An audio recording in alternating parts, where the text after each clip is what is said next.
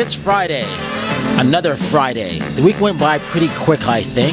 This is Brian Sebastian, Movie Reviews and More, and Debbie Lynn Elias from MovieSharkTheBluer.com and Elias Entertainment. That is right.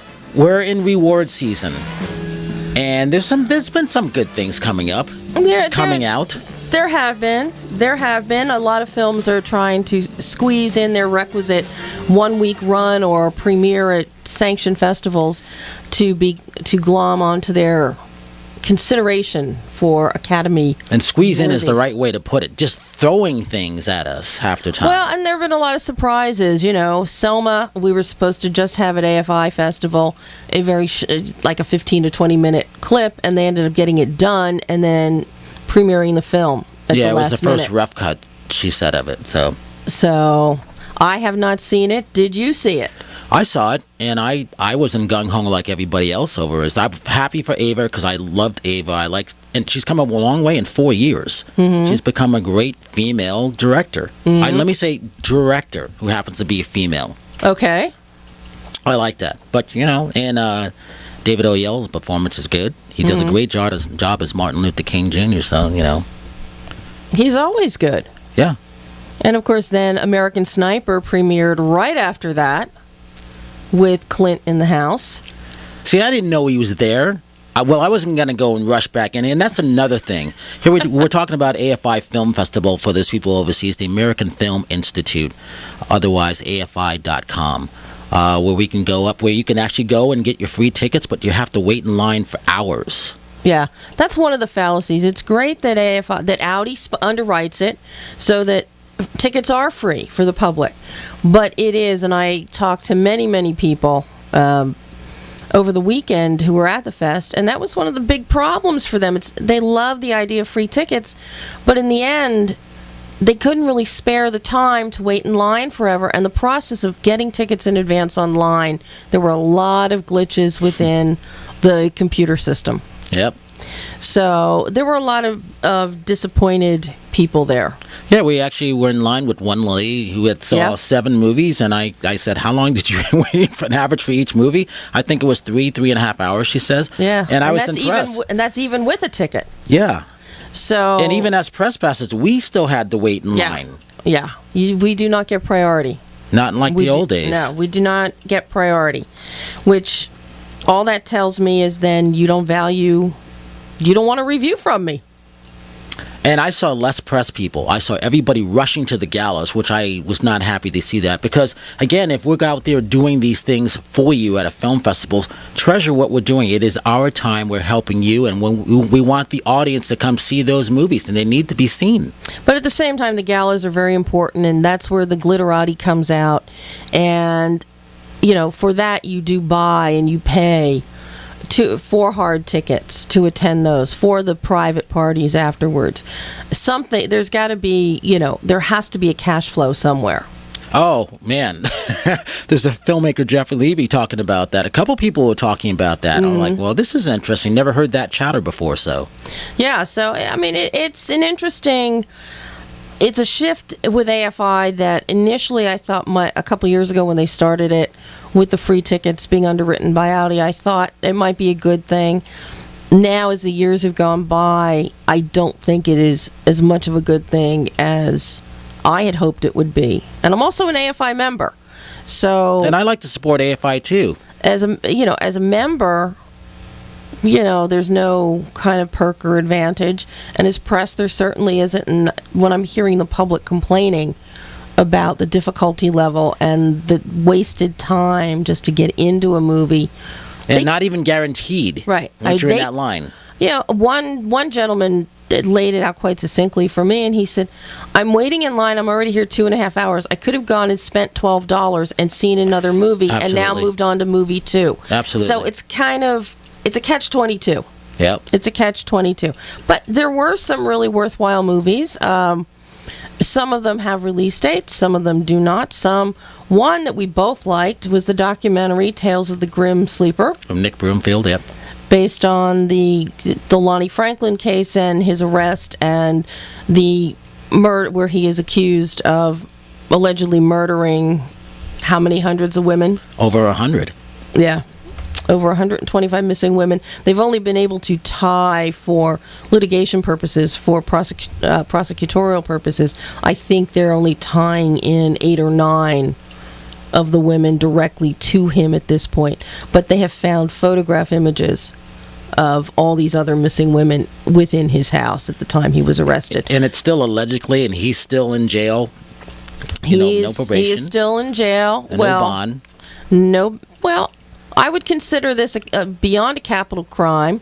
Definitely there's intent, makes it a special circumstances case.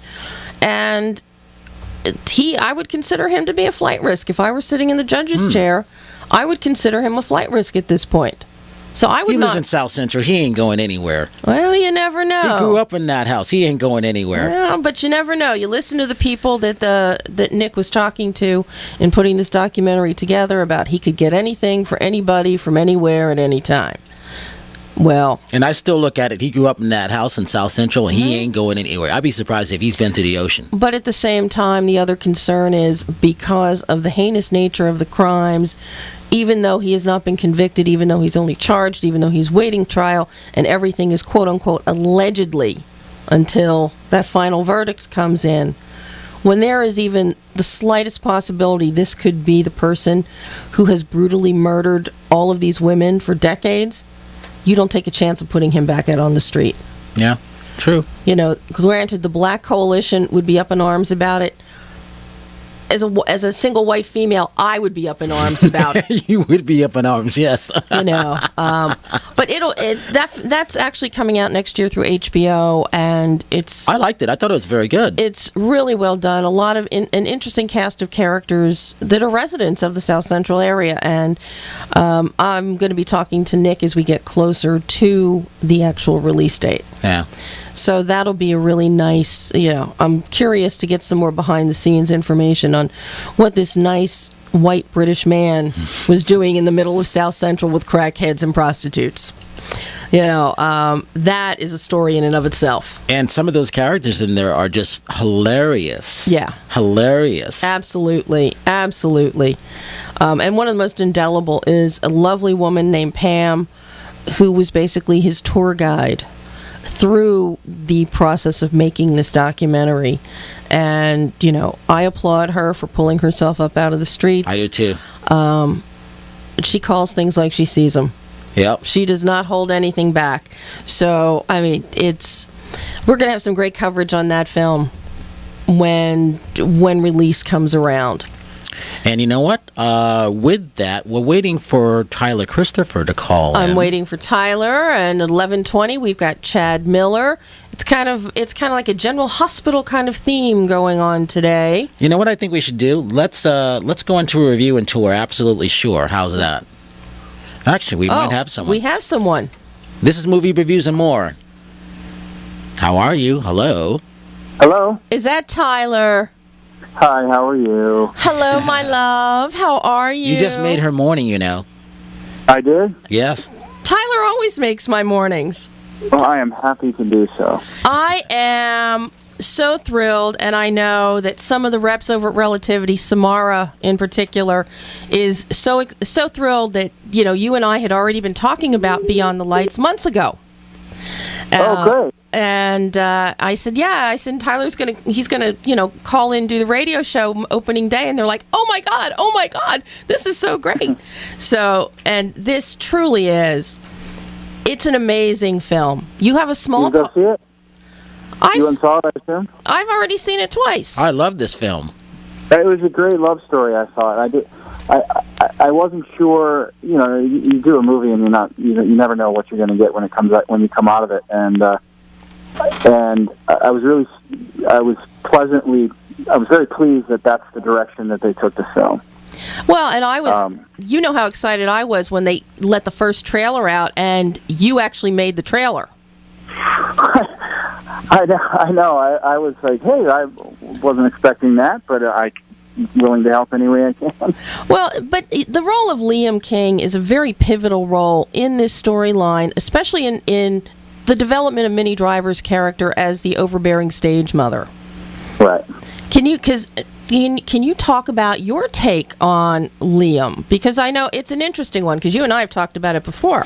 Well, in that industry in particular, it's all about the bottom line. Can you make me money or can you not? And if you can't, then get out and I'll move on to someone else. And that particular scene was all about that. It's all about image to him, and her attempting suicide was tarnishing the image, thus tarnishing his brand.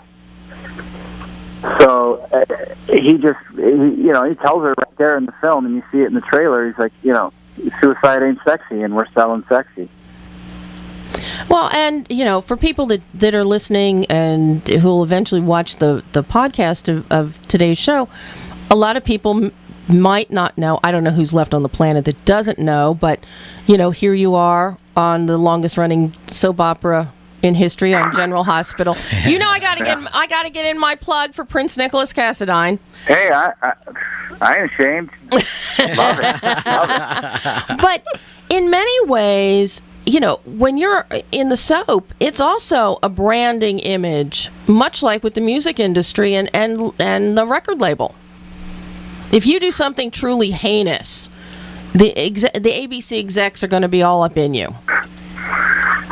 Well, remember, I work for Disney. I don't have to do something that heinous for them to be all up in my business. You know what I mean? Well, yeah, that's true. No, I'm joking, of course, but yeah, you're right. It's I'm on television, and it's definitely, the image is definitely a part of the plan, and the music industry is the same way, if not more. So now, what do you find to be, because you just did Shouting Secrets that you had a large role in, and Karina was director. Karina Seringer was actually here on the show when she did the show right after we did the premiere. Oh, great! And for you, jumping, and I know you have another film coming up, Unhallowed. And I know you and Karina are talking about some projects. One in particular that I want to get involved in with you guys. But what do you find to be the biggest difference in jumping into a film and then jumping back and forth with television, especially with the rigors of what you go through on General Hospital? Well, I get asked that a lot, and it's about pace. Anyone who doesn't know how we work in daytime, we do 120, 30 pages a day. And when I tell people that work primarily in film, they laugh, they scoff, they think I'm out of my mind until they come and visit and they see the pace at which we work and still put out a quality product. They're absolutely amazed. And that's one of the biggest things I'm most proud of, is that everyone's commitment to putting out an excellent product, even when under the gun like that. And that's exactly what it feels like. The pressure is so high. The stress is very high these days to put out a quality product in the shortest amount of time. So going from that into doing film, I find myself standing around going, what are we doing here? Let's go. Come on, let's go. And they're doing 5, maybe 6 pages a day. And that just feels like a snail's pace. But what it does afford you is the time that we don't have in daytime, is to sit down with the director and to sit down with your fellow actors and really talk about the story and get the nuances out of the story and get them onto the screen. And not that we don't have an opportunity to do that in daytime, but we don't have as much an opportunity to do that because we work so fast. Well, now with Beyond the Lights and working with a director like Gina Prince-Bythewood, how was that experience? Because it wasn't Gina's first time at the rodeo. You've got Stephanie Elaine coming in as a producer. Stephanie she runs the LA Film Festival now. And then you've got talents like Gugu and Nate, right, and of course Minnie and Danny Glover. Right. So how is it working with an ensemble like that under the direction of Gina, and particularly as to Gina, because she is very specific and very collaborative at the same time? Well, of course, it's every actor's dream to be part of an ensemble like that, no matter how big nor small the role is. And Gina's so far hit a few home runs in her very young career thus far, and that's a testament to her work ethic, her vision, her creativity, and we're all lucky just to be on the receiving end of that. So what was your favorite part about filming Beyond the Lights? Just being able to look at it from the outside in comparatively to what I do on daytime, at least from a character standpoint. They couldn't be two different characters in terms of their moral and ethical values. That's an understatement. Yeah. Right, and it's cool to play the sleazeball every once in a while. Nicholas is a very righteous, upstanding person within the community and amongst his peers, and this guy couldn't be more of a money-hungry sleaze.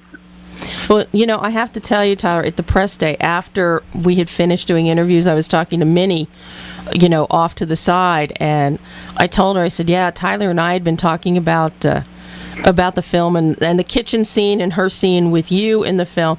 I said, and he told me, he goes, yeah, she scared me to death. And Minnie just burst into hysterics laughing, and she says, good, I earned my paycheck. Yeah, that's great. Minnie's great, and she was great in the film too. It was a very thin line that she had to walk to not be so overbearing that we didn't like her, that the audience didn't like her. Mm-hmm. So it was a challenge for her to near the end of the film to convince the audience that I kind of get it, and I kind of understand why she was like that. Mm-hmm. Do you think, looking from the inside out, do you think that because there was also that counterbalance with Danny Glover and Nate Parker, that also helped to humanize the Minnie and Danny's performances? You mean just the presence of him in the film? Just the presence, and because the way the parental relationship between Danny and Nate was in comparison to Minnie and Gugu. I think Danny's, that helped soften. It was a nice balance. Well, sure. I mean, some of the best films, particularly love stories, have stark contrast in character beliefs and morals, because that's the journey. Mm-hmm. That's the journey. It's all about what do you learn at the end of this film what are you wiser about at the end of the film than you were going in. And everybody learns something here. Mm-hmm. On a smaller scale, even Liam learns that if you overstep, even in the slightest bit, you're gone. Like he's got those two scenes, and in the end, it's his image that cost him, mm-hmm. instead of Gugu's character's image costing her. So Mm-hmm. it's a small journey for him. Hey, Tyler, I got a quick question before we let you go. What's one of the weirdest experiences you've ever had walking through the airport or something like that from a fan based on your character for General Hospital? You would think that as committed as daytime fans are, I would have a ton of stories, but I don't. They're actually very respectable, but I do have one exception to that. It was the daytime Emmys one year. It's probably 10 years ago at least. It was at Radio City Music Hall, and thousands and thousands of fans waiting for us to come out of Radio City Music Hall after the Emmys, and of course NYPD has got everything blocked off, all the streets, and somehow this woman, this crazed fan, breaks through the barriers right past NYPD Blue, who made no attempt to stop her, and she's running at me full speed, and I froze. I was like a deer in the headlights. I was like, oh my God, this woman, this is not going to end well for me. So anyway, she grabs both sides of my face and plants the biggest kiss on me in front of thousands of people. NYPD Blue are just were like, whatever. And and then she just screams and runs away. And then I was just kind of standing there, thankful that I'm still alive. Oh, God. So now I have to ask the important question. Can you give me any hints of what's coming up on GH? What's coming up? You're going to see a paradigm shift in Nicholas Cassadine in terms of what his attitude is going to be moving forward after the secret about Brit gets out. Aha, yes. There you go. Yes, and will we see you reuniting with Constance, dear Helena, on screen? I think if history prevails, that would suggest that Helena never goes away. So probability is high. I'll just say that. Well, and that's good enough for me. Tyler, thank you so much, my friend, for calling in. Thanks for having me. Yeah. Thank you, Tyler. Appreciate it. And thanks for the update on everything NGH. And I will have to hook up with you and Karina about that project of yours. Yes, please. Let us know, and we'll, we need all the support we can get. You know how independent film is. Absolutely. How hard it is. Yeah. Well, I will talk to you soon, and thank you so much. Thank you so much. Thanks, Tyler. All right, bye. Tyler Christopher from GH, General Hospital, and movie opening today, Beyond the Lights. Absolutely. All right, we have our next caller. This one after another. How fun is that? Hey, you're on Movie Reviews and More. How are you? Is that you, Chad? It is. Hey, Debbie. Hey, you. How are you? Hey. Chad Miller. Good. Thank you for having me. You were on hold because Tyler was on the phone. That is perfect. I love playing second fiddle to Tyler. That is, I couldn't ask for a better person to lead in. I mean, this is my General Hospital day. I know. It is great. It's very sudsy. Oh, I mean, if my grandmother were alive, she would just be in seventh heaven right now. Mine would too. Mine actually is the one that introduced me to soap operas like many, many moons ago. Well, my grandmother actually walked into the doctor's office once, and she goes, I know I have this because Jesse on General Hospital has it. See, I didn't watch General Hospital. I watched As the World Turns. Well, I don't know why you're sitting next to me then. I was stupid football players. They had nothing else better to do. I got stuck. Well, I was a soccer player, and we watched Days of Our Lives. That was our guilty pleasure. See, I go back to day one of General Hospital, and then I was there in college when classes were not even scheduled during the whole Luke and Laura at the height of their... Oh, my God. Oh, yeah. Wow. College. I remember that. Yeah, they did. Debbie, that's showing our age. I know. It's just, I'm just so thrilled you could call in today. We have been playing tag with each other almost 3 years ago. Yeah, since LA Film Festival. Chad Yeah. stole the show in a film called Mike Akel's film, An Ordinary Family, and I actually pulled up what I wrote about you in that film. Funny, endearing, affable. His chemistry is undeniable and richly textured. Character of William is the glue that brings the entire story and cast together. You gotta like that. You're too kind. Thank you so much. It was such a brilliant gift to be able to work on that film, and I'm still so touched that people continue to watch it and reach out to me about it. It's an incredible film, and I mean, Mike always does such a great job. Absolutely. As a filmmaker. He's like an actor's actor. I mean, and he directs as an actor himself, and so he just really had this wonderful way about him and letting people manifest so much of themselves through their characters that it truly did feel like a family as we were shooting that. And this was one of your first films, and then you've interspersed things. You've had television appearances popping here and there. Kicked it off. I had given up musical theater, which I had started in the mid-'90s, to go into a life of neuroscience and religion, and I had met Troy and Johnny Schremer, who play the married couple in the movie, the priest and his wife. And they were like, why don't you audition for this film? Like, we know that you like performing. We know that you like making people laugh. And I was like, oh, no, I can't possibly do that. I haven't done anything like that in years. And I met with Mike, and I was really attracted to the project. And it was going to be a fun opportunity to work with Johnny and Troy. And so I did it, and then, like, the rest is history. It's just really, it was a realtering of my career path and a move to L.A. Yeah.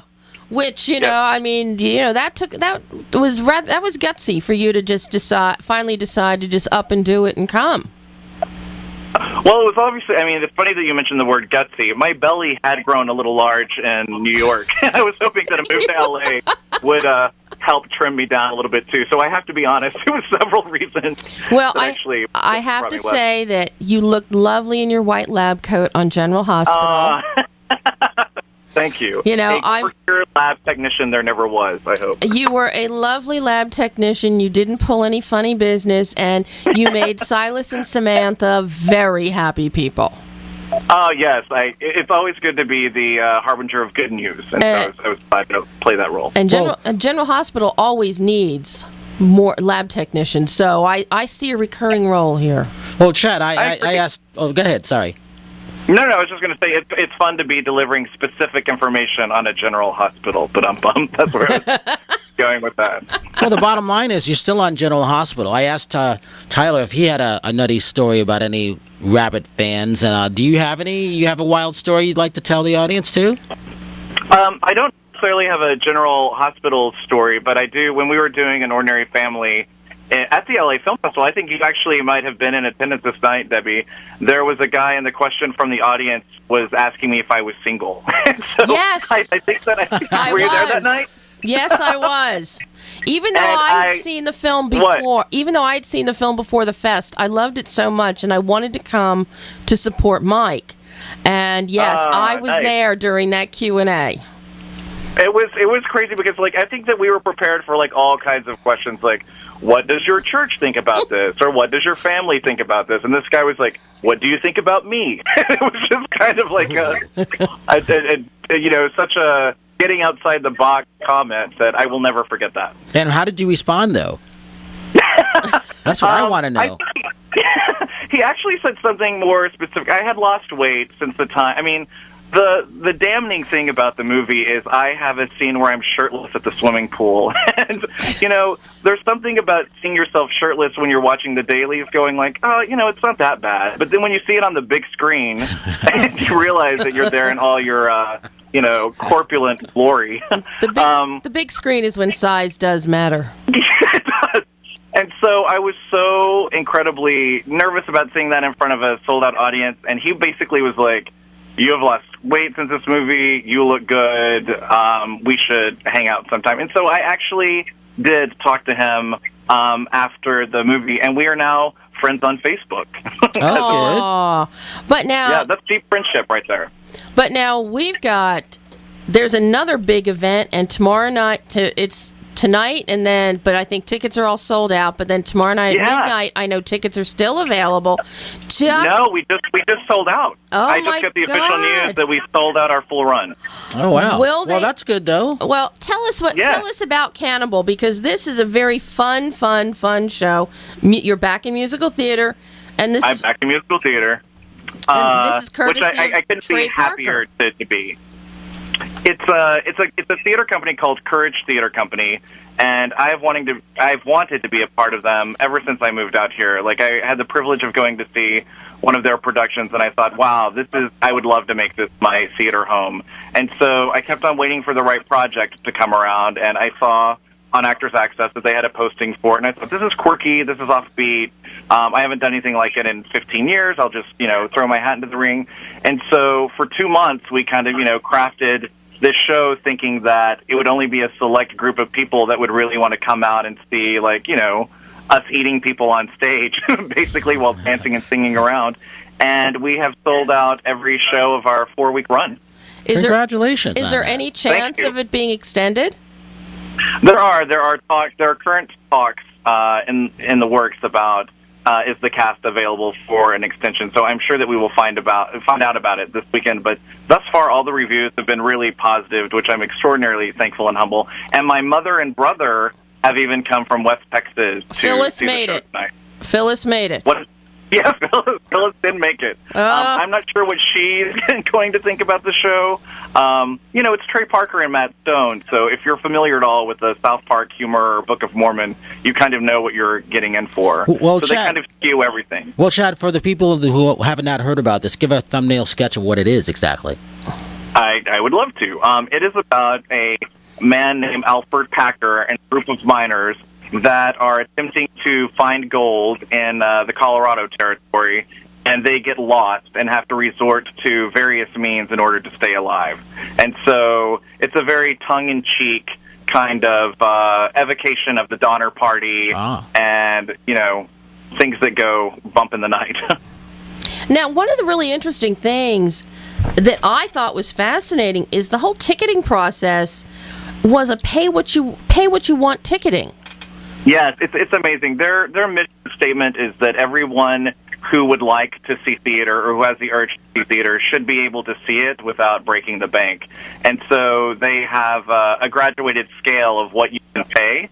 Mm-hmm. And their hope is that if you end up liking the show and then you end up having more funds, that you might contribute more at the end of the performance, or you'll pay more the next performance that you come to, or that you might contribute in some kind of fundraising means to help them continue to produce the work that they do. I mean, it's such a great theater company from start to finish. They've even partnered with the food bank in Silver Lake to help bring in donations for the Friday shows and give back to the community. Wow. Hey, Chad, what's a favorite a play of yours that got you into theater, and what's a favorite movie of yours, if you have one, that got you into the business?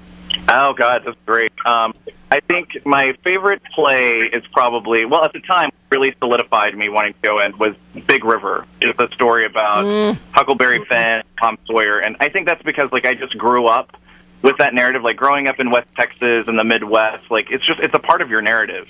And so during high school or early college, I got the opportunity to play Huckleberry Finn, and it just kind of went from there. I was fortunate enough also to play Steven Slater, that ill-fated JetBlue flight attendant from a few years ago. Do you guys remember him? That was my last play in New York, which was actually also probably one of my most memorable experiences.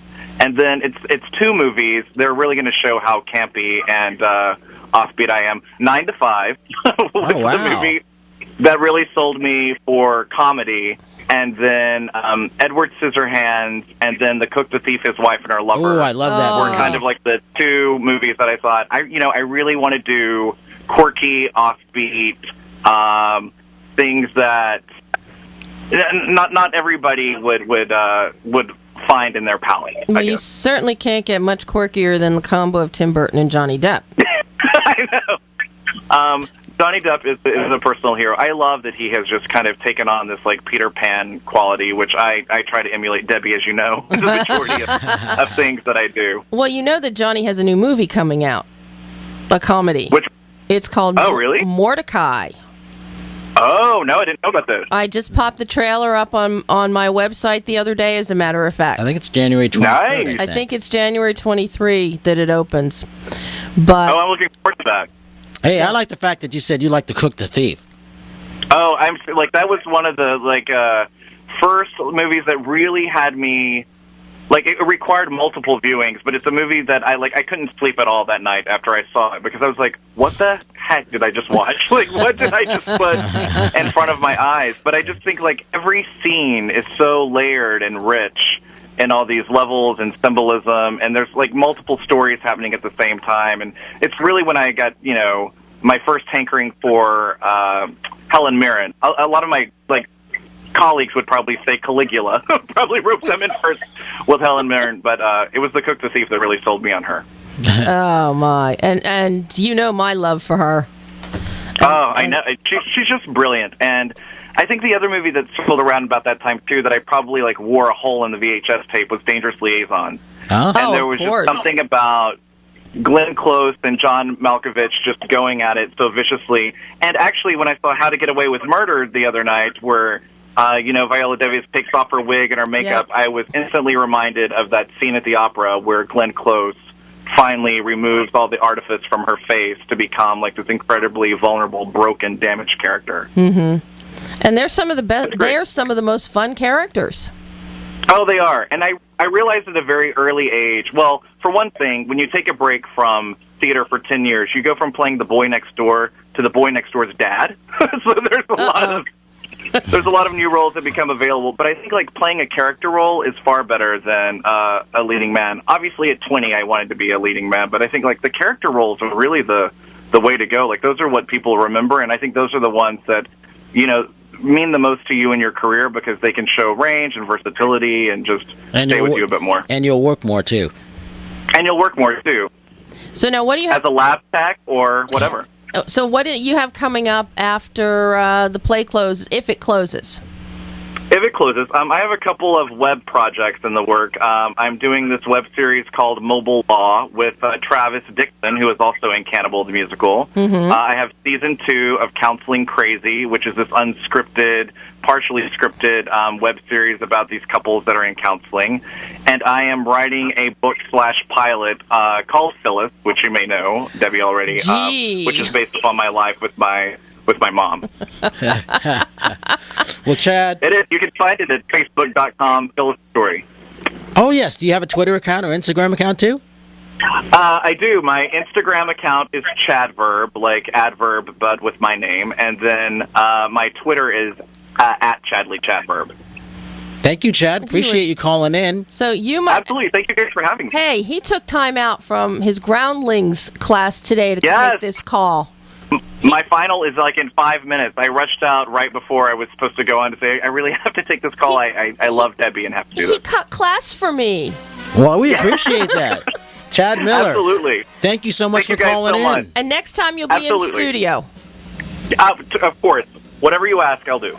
Thank you, darling. Yeah, have a wonderful weekend. See you soon. Too. Thank you.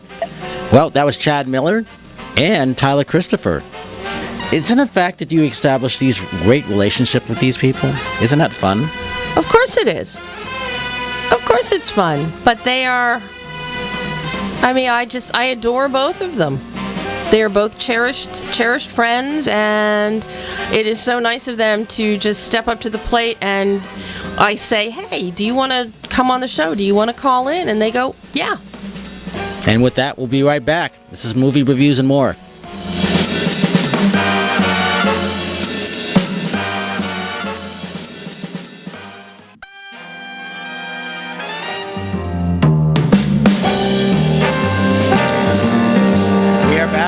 Reviews and More, and Debbie Lynn Elias from MovieSharkTheBlur.com.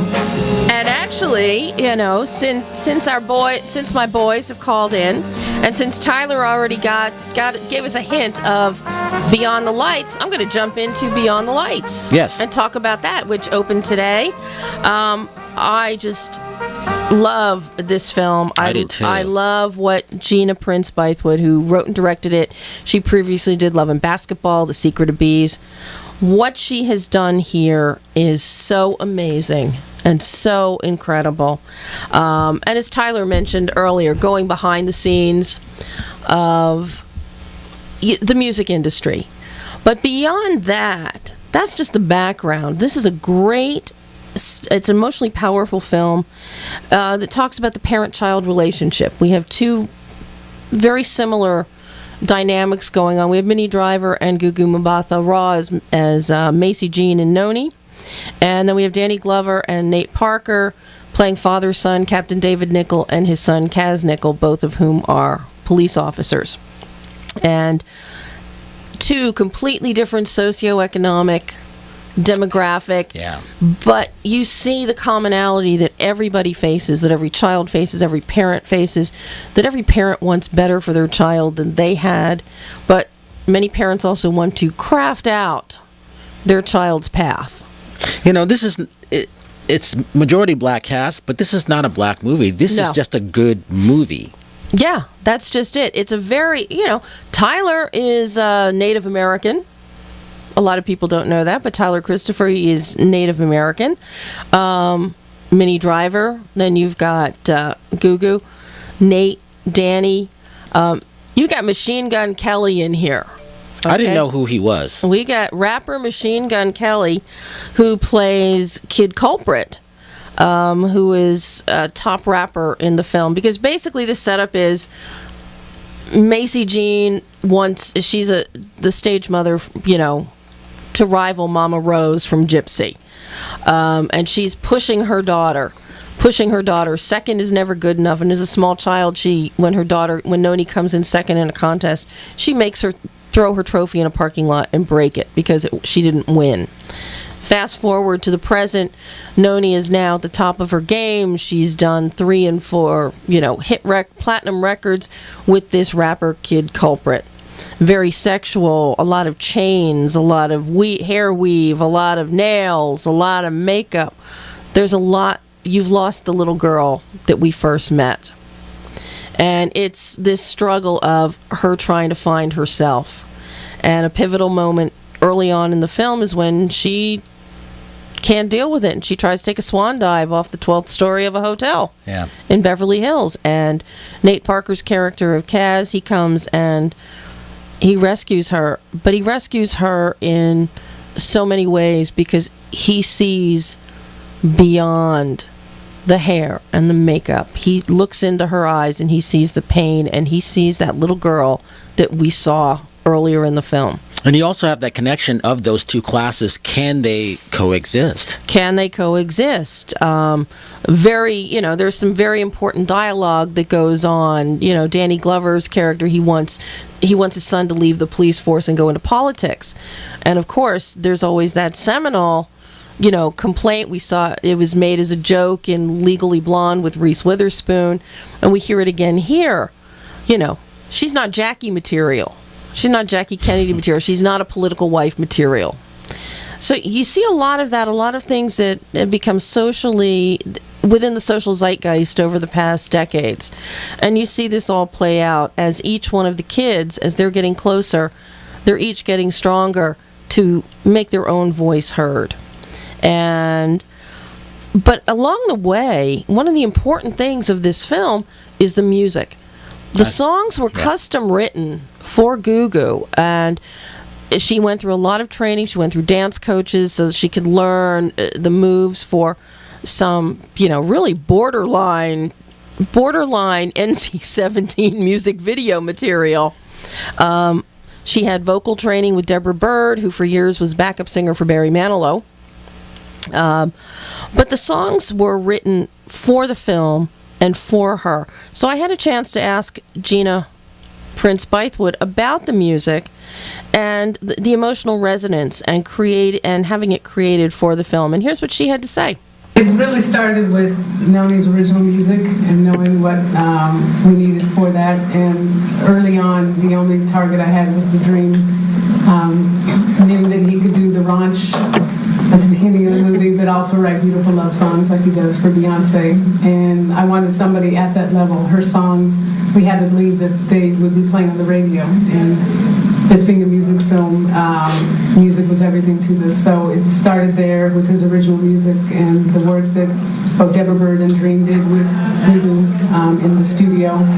And then just as a whole, the soundtrack, it was just very important that, as you said, the music mirrors her trajectory, and really wanted to, one, have a balance between established artists like Beyonce, but also some newcomers like Cynthia Riva, who has just such a beautiful track, in Yuna. So I really wanted to focus on songwriters as well, and India.Arie is in there, and really towards the end of the film, not even counting, obviously, Nina Simone, which was a huge influence on this, but as the story progresses, that we had more of that singer-songwriter vibe to it, which is where Noni was hoping to go. And so that also coupled with the real artists that we had in the film, just that are playing. Early on in the film, it was important to have the ignorance that would be part of Noni's existence, and that's really what was playing on the radios and Billboard Awards, and just to get, and in the conference room. Just again, the fact that in that scene you're hearing Kid Colbert's music play and what he's saying, and both Macy and Noni are sitting there not even paying attention to the fact of what is coming out of his mouth. And, it was just setting that scene and that tone early on, so that then as it progressed, as I said, we could get to more of the true artist that Noni wanted to be. Well, with Machine Gun, what was great is that I knew I wanted a real hip-hop artist, and that's something that Stephanie Reg, we talked about a lot, about bringing that authenticity, and that was tantamount for this film, the authenticity. So it was in pushing for him, it was a bit of a fight, and the fact that they had my back in terms of wanting to go that way. And it was really just, again, we worked a lot also with the music supervisor, Julia Michaels, with the music as well, and it was just targeting the songs we want, put them in, and hope. We had a very small budget, so it was having the foresight to put what we wanted in there and believe that it would resonate with audiences, and the studio would step up and give us a little extra for the music, and that's exactly what happened. We were very, very fortunate. The interesting thing about this, I believe this is the first soundtrack that I've enjoyed in a long time, from beginning to end. Every single song is just perfect. Yeah, they put a lot into this, and I can't say enough about the importance in a case like this of having a producer like Stephanie Elaine and having Reggie Bythewood in there as well. But at the press day, we got to see the dynamic between Minnie Driver and Gugu, but Danny Glover wasn't able to be there. So Nate Parker was the voice, speaking on behalf of the father-son dynamic in the film. So here's what Nate had to say on the father-son relationship in the film. I wish they were here. That relationship is one that I will always cherish. From rehearsal until first time we did a scene to the last time we had opportunities to do a scene, until the last time we actually had the opportunity to see each other. He still calls me son, I still call him Pop. Being someone who comes from a single parent household, my father passed away when I was very young, you have ideas of what your life would have been like. If you had a father in your life, what the effect he would have had, was kind of wisdom he would have imparted on you, and what you would have wanted to do to make him proud. So this relationship was very special to me. A lot of people, a couple of questions I was asked, how does it feel to have saved her? I said, I feel like we saved each other because we were both living a lie. We were both living projections of someone else. And I think the relationship between Kaz and his father, Danny's character, could be more dangerous because the debt doesn't have negative connotation attached. Here's a man who stood in the gap in a time and an environment where in this community there are not many father-son relationships that you see that are happening in a healthy way.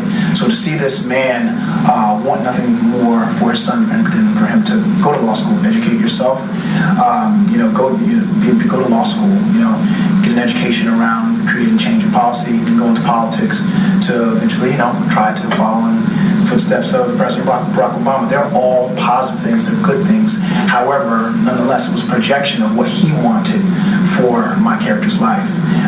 And it was weird because it was silent.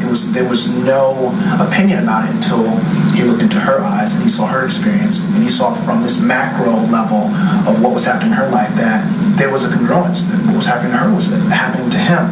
And then you saw this relationship with his father start to turn, and it didn't turn in a way that was obvious, like, Dad, you're trying to destroy me and smother me. It was more like, what if I did something that I love? What if I pursued something that meant something to me? What would that look like? And I think that the more important thing is the reaction from the father. Even though this happened, when his son in a sense turned against his father received him with love, and he supported his decision, because ultimately the movie doesn't happen if Danny Glover's character doesn't say okay, because I feel like because of the integrity, because of the debt, I think Kaz would have said, okay, Dad, if you really don't want me to do this, I won't. And then there's a totally different ending. So I think that was, kudos to Gina again for creating this healthy place, because Kaz could have had a mother. She could have written, him having a mother there, and then it's a mother and father trying to figure out what the space is. But I think it was very intentional, because I know Gina, to have a mother and a child, a single-parent household, and a father and a child, single-parent household, and then both to be living this kind of projection, whether healthy or not, for what they want their lives to be. So it was complex, and I enjoyed playing it. So, Beyond the Lights, it is inspiring, it is uplifting, dynamic performances, powerful performances. As you said, a soundtrack that is perfection from beginning to end, in theaters nationwide today. I found an emotional, engaging, enthusiastic film, and exciting to watch. Mm-hmm. I really loved Mimi's performance. Oh, Minnie Really Driver. There's a scene in there, and I call it the slap heard round the world. And you got to see it to believe it. But it is truly, I do believe this is probably one of the best performances of Minnie's I agree career. with that. And you can just tell that relationship with that mother-daughter, we see this happening in entertainment all the time. Yep. And as Tyler said, Minnie had to walk a very fine line with that performance so that you didn't hate her and that there was some humanity there. So, hats off to everybody. I'm thrilled Relativity picked this up and is distributing it. So go see it. It's phenomenal. Another great movie. It's in limited release, though. The HOMESMAN. Tommy Lee Jones. I pledge my undying allegiance to this man as a director. His first film, Three Burials, was no flash in the pan. Tommy Lee Jones is a consummate storyteller, and he does it visually. The HOMESMAN, it's an adaptation of which he co-wrote it with Kieran Fitzgerald and Wesley Oliver. It's based on the novel by Glendon Swartout, set in 1850 Nebraska. You get a real slice of life. You have a single woman in her 30s played by Hilary Swank, Mary B. Cuddy. And Mary B. is self-sufficient. She has her farm. She tills the land. She has money in the bank. She doesn't have a husband. So she spends a lot of time trying to say, this would be a really great marriage contract. Let's get married and hook up because I'm a good catch. I may be plain, but I'm a good catch. But nobody wants her. But still, she does things that the men in town won't do. And one of those things involves 3 women whom have been destroyed by marriage. From the plains life, from marriage, from childbirth. And they have quite literally gone insane. And the husbands just want to be rid of them. Thanks to the local reverend, he's made arrangements for another reverend in Iowa to take these women and help them and get them back to their families who are in the well-to-do city life in the Boston and metropolitan New York areas in 1850. Hilary Swank's character, Mary B., volunteers to take these women, and going along for the ride ends up being Tommy Lee Jones, who plays this scallywag George Briggs, who she saves from... When she finds him, he literally is hanging by a thread. It's a lynching gone bad. She saves him, and in exchange, he says, yes, I will come with you. It also includes a promise of $300 when he finishes, because scallywags don't do anything for free. That's right, yeah. And Tommy Lee, his cinematographer is Rodrigo Prieto, who did Brokeback Mountain with Ang Lee. Stunning. Shot on film in the daylight using a Sony F55 at night, which is digital, and then adding filmic texture to the night scene so everything looks seamless. Tommy Lee uses that lens and the horizon. That is your eye line when this journey starts out. Very wide screen as just these these tiny little specks in humanity. And as this journey progresses eastward, the camera tightens up. I mean, he just knows how to use the camera to his best advantage for storytelling. You know what's interesting? I believe he's become a really, really good director. It's only his second film. It's only his second directorial, and it's Academy worthy. It is a stunning job. And here's what I asked him about using the cinematography to tell this story. Using that horizon and then moving into the greenery that is supposed to be Iowa, which is actually Lumpkin, Georgia. So here's what Tommy Lee had to say. Well, it's a journey eastward, and destination had to look a lot different than the origin. And I got really tired of trying to figure out how we were going to make Galisteo, New Mexico, look like bosky woods. We thought of everything and all manner of computer-generated imaging and phony trees, and we just thought it didn't work. And we were very lucky to find Lumpkin, Georgia, where some man with a considerable amount of disposable income, discretionary income, tried to buy every 19th century house in Georgia, in Alabama. He brought it and made a little town, and it's perfectly suited to our purposes. We're very, very lucky to find that facility because of the contrast between Nebraska and Iowa. We wanted the end of the journey to be a lot different, to look and feel a lot different than the beginning. Pretty simple. So a stunning job, and the film bodes. I hold it close to my heart because of the standing in for Iowa is Lumpkin. I know it well. My beloved aunt, in her double-wide trailer, lives just up the road a piece in Omaha, Georgia. I have been to Lumpkin.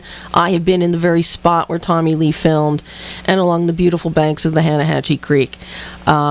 You are steeped in history, and you're steeped in story and these characters, and it's an exquisite filmmaking experience. I mean, it's a quiet film. And Tommy Lee, of course, can be very self-deprecating with his own performance. And then a standout cast, not the least of which is James Spader, Grace Gummer, Mother Meryl Streep, Yep. John Lithgow, Miranda Otto, just top-notch all around. In other words, go see the movie. This is beyond a go see a movie. This is, I want this to get Academy recognition. Tommy Lee is that good directing this I film. can't argue with that. Good. I went up to congratulate him the other night, and I said, my hat goes off to you. And he said, what's your name, young man? I'm like, well, we met before. but I'm like, I just love the way you direct movies. And he was so, you just tell he was just really gracious about that. Yeah, when it comes to his directing, he's very proud of it, and he's very serious about it. And I can't say enough great things. Another movie opening this weekend, very small release, it'll go wider, Foxcatcher, based on the true story of John DuPont. And American Olympic wrestlers Mark and Dave Schultz. We'll talk more about it next week. This is Movie Reviews and More. We had fun talking to people today. We had a lot of Murray, fun. No, Chad Miller.